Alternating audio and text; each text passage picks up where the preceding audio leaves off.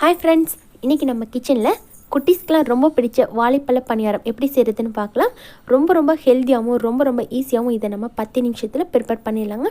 இது வரைக்கும் தமிழ் ஃபன் சேனலை சப்ஸ்கிரைப் பண்ணாத நண்பர்கள் சப்ஸ்கிரைப் பண்ணிக்கோங்க. அப்படியே பக்கத்தில் இருக்கிற பெல் ஐக்கானை கிளிக் பண்ணிவிட்டு ஆல் அப்படிங்கிற ஆப்ஷனை கிளிக் பண்ணிக்கோங்க.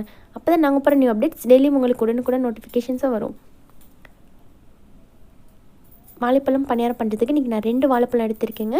நம்ம வீட்டில் இருக்கிற ரொம்ப பழுத்துச்சு நம்ம சாப்பிட முடியாமல் இருக்கும் இல்லையா, அந்த டைமில் கூட இந்த மாதிரி நீங்கள் பணியாரம் ப்ரிப்பேர் பண்ணலாம்.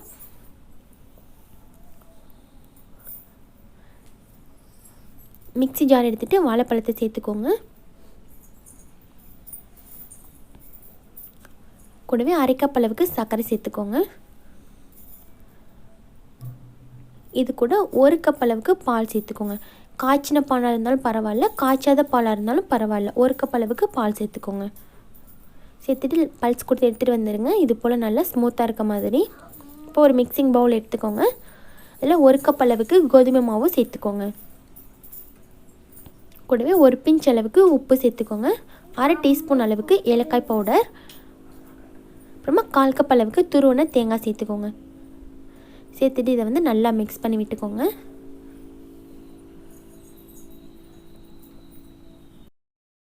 இப்போ நம்ம அரைச்சி வச்சுருக்க பனானா மிக்ஸிங்கை ஆட் பண்ணிக்கலாங்க. ஆட் பண்ணிவிட்டு கட்டிங்லாம் இல்லாமல் நல்லா ஸ்மூத்தாக விஸ்க் வச்சு நல்லா மிக்ஸ் பண்ணிக்கோங்க. ரொம்ப கெட்டியாகவும் இல்லாமல் ரொம்ப தண்ணியாகவும் இல்லாமல் நம்ம தோசை மாவு பதத்துக்கு கொஞ்சம் முன்னாடி இருக்க மாதிரி பார்த்துக்கோங்க.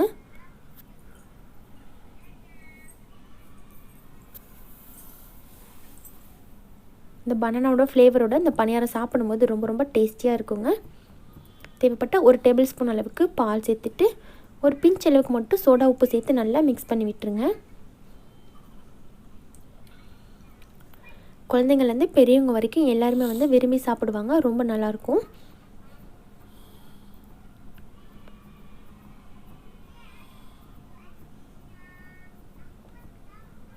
பாருங்கள், இந்த அளவுக்கு பேட்டர் இருக்க மாதிரி ரெடி பண்ணிக்கோங்க.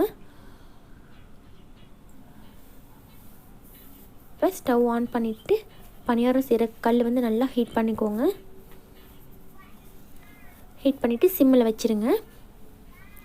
இல்லை கொஞ்சம் போல் நெய் சேர்த்துக்கோங்க. நெய் சேர்த்து செய்யும்போது வாசமாக நல்லாயிருக்கும். ஒரு கரண்டி அளவுக்கு பேட்டர் எடுத்து எல்லாத்துலேயும் சேர்த்துருங்க.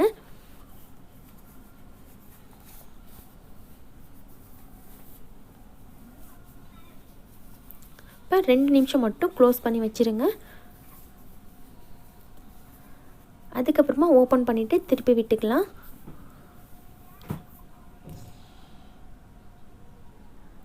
திருப்பி விட்டுட்டு ஒரு 2 நிமிஷம் வரைக்கும் நல்லா வேக விட்டுருங்க.